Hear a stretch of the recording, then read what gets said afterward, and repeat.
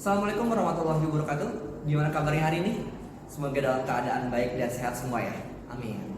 Oke, sekarang Bapak akan melakukan percobaan identifikasi larutan asam dan basa menggunakan beberapa indikator. Jadi di sini misalkan ada dua larutan nih, dan dua-duanya itu mirip nih warnanya. Terus di salah satunya ini ada larutan asam dan juga basa. Kita mau cari tahu nih, yang mana larutan asam, yang mana larutan basa. Caranya gimana? Nah, caranya ini kita bisa identifikasinya menggunakan beberapa indikator. Di sini Bapak akan menggunakan indikator yang pertama itu ada kertas lakmus. Yang kita pakai kertas lakmus warna merah dan juga warna biru ya. Kemudian ada juga nih indikator alami. Nah, indikator alami Bapak gunakan di sini adalah buah naga dan juga kunyit. Oke. Nah, yang terakhir, di sini Bapak juga akan gunakan indikator universal. Oke. Nah, langsung aja coba kita mulai identifikasi yang pertama menggunakan kertas lakmus. Oke, udah siap? Yuk, langsung kita mulai. Oke, sekarang coba kita identifikasi larutan pertama pakai kertas lakmus dulu ya. Di sini kita akan celupkan lakmus merah. Perhatikan.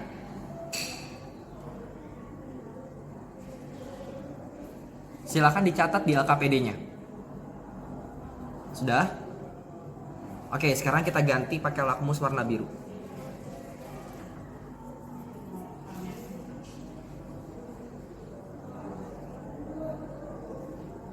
Silakan dicatat. Sudah? Oke, sekarang coba kita identifikasi larutan yang kedua ya.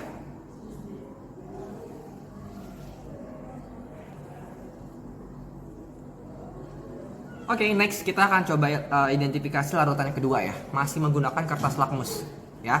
Coba kita celupkan yang warna merah dulu. Lihat. Silakan dicatat dulu perubahan warnanya. Sudah? Oke, sekarang yang warna biru ya kita masukkan.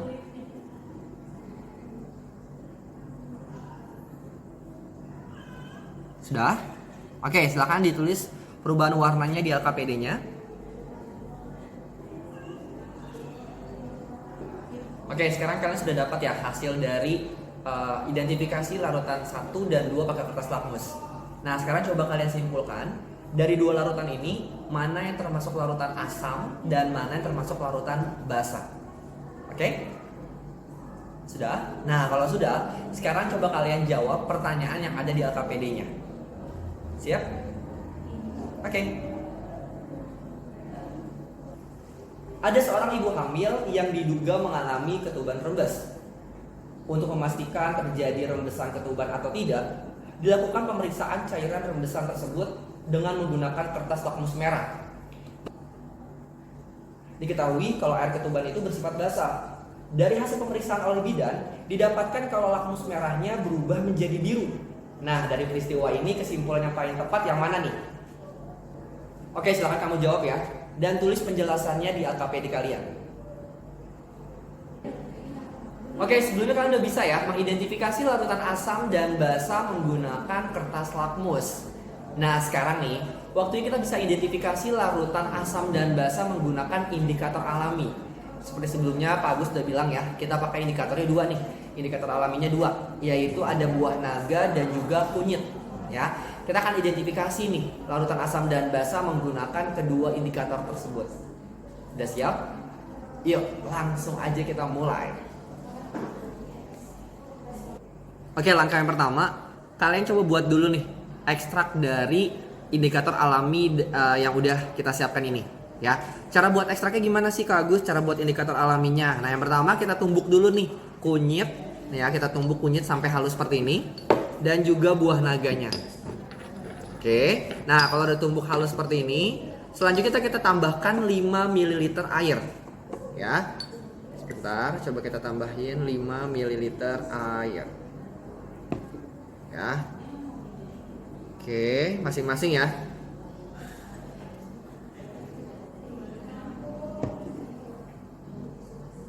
Nah, kalau sudah, sekarang bisa diaduk lagi seperti ini.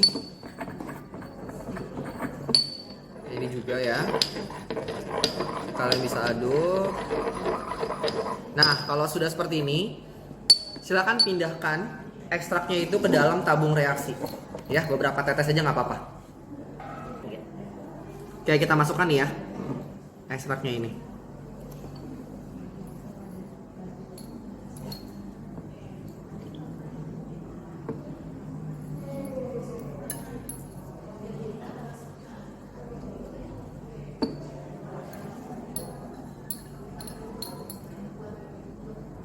Oke, nanti masukkan masing-masing 2 tabung reaksi ya. Jadi yang kunyit 2 tabung reaksi, kemudian yang buah naga juga 2 tabung reaksi. Oke? Oke, seperti ini ya. Jadi kita akan buat di masing-masing 2 tabung reaksi dan kita kasih label larutan 1, 2, larutan 1 dan larutan 2. Nah, kemudian kita akan coba teteskan ya sampelnya itu ke dalam tabung reaksi ini sampai terjadi perubahan warna seperti apa. Ya, kita coba yang kunyit dulu ya teman-teman. Oke, sekarang kita tetesin ya. Yang larutan 1 dulu.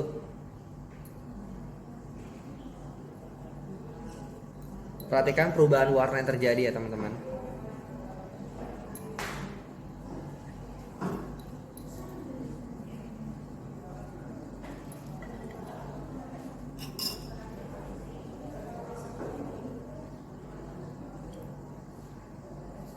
Seperti ini perubahan warnanya. Silahkan dicatat dulu di LKPD-nya.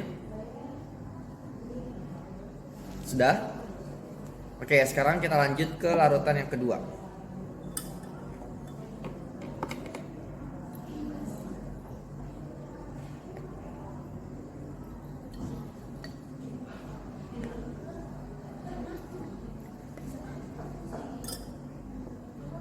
Nah, ini larutan yang kedua. Perhatikan perubahan warnanya. Silakan dicatat di LKPD kalian. Oke, sekarang kita bandingkan ya. Nah, ini perubahan yang tadi yang pertama dan larutan yang kedua. Oke, setelah kunyit, sekarang kita akan coba masukkan ke dalam ekstrak buah naganya. Kita masukin larutan 1 dulu ya.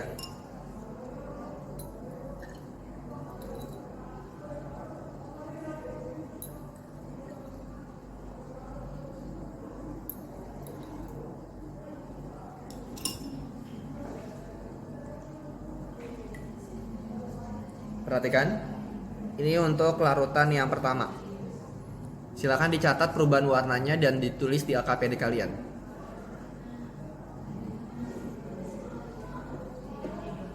Oke, selanjutnya coba larutan yang kedua ya teman-teman.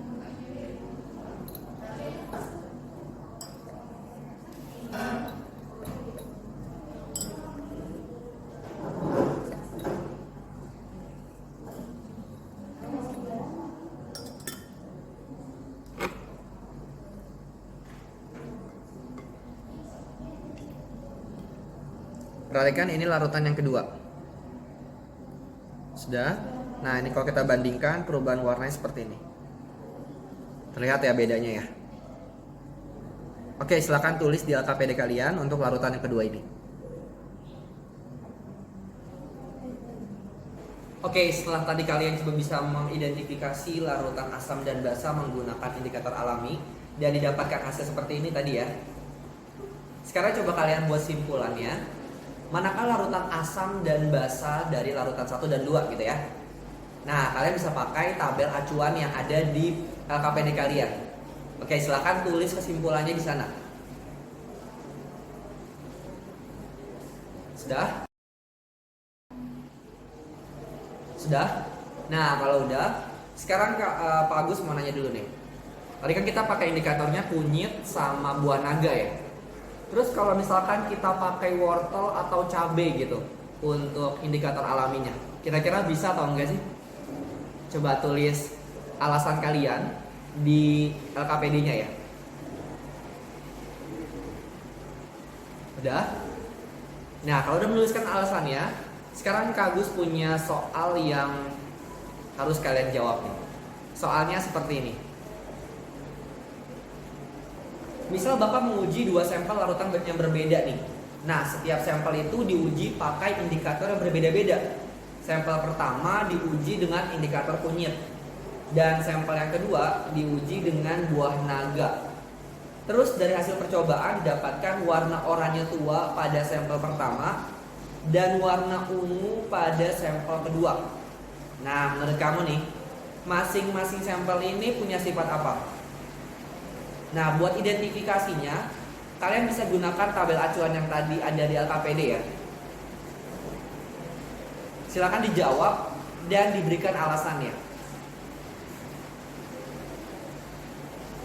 Oke, sebelumnya kalian udah bisa ya mengidentifikasi larutan asam dan basa menggunakan kertas lakmus dan juga indikator alami. Oke, nah sekarang coba kita akan identifikasi larutan asam dan basa menggunakan indikator universal nih. Tapi sebelumnya kalian harus ingat-ingat dulu nih tentang ciri-ciri larutan asam dan basa, pH-nya itu seperti apa? Masih ingat gak? pH asam itu seperti apa dan pH basa itu seperti apa? Nah, kalau udah ingat, coba kalian tulis di LKPD-nya ya.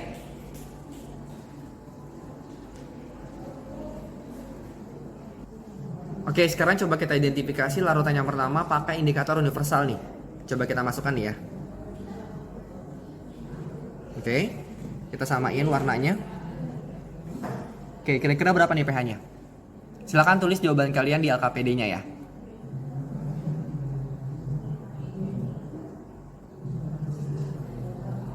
Oke, sekarang coba kita identifikasi larutan yang kedua pakai indikator universal.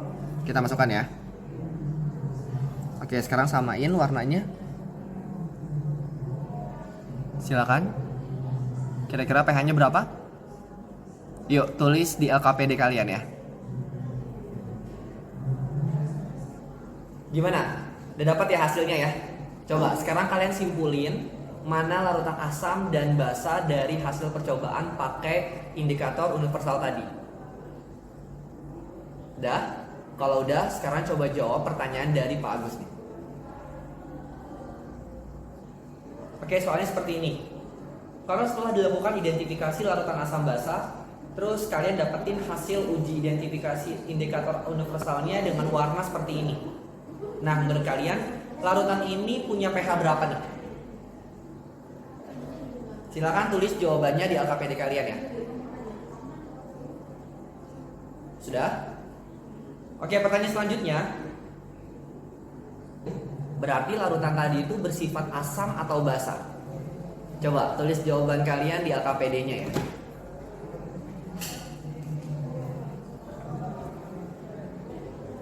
Oke, udah selesai nih identifikasi larutan asam dan basa menggunakan beberapa indikator. Tadi pakai indikator apa aja deh?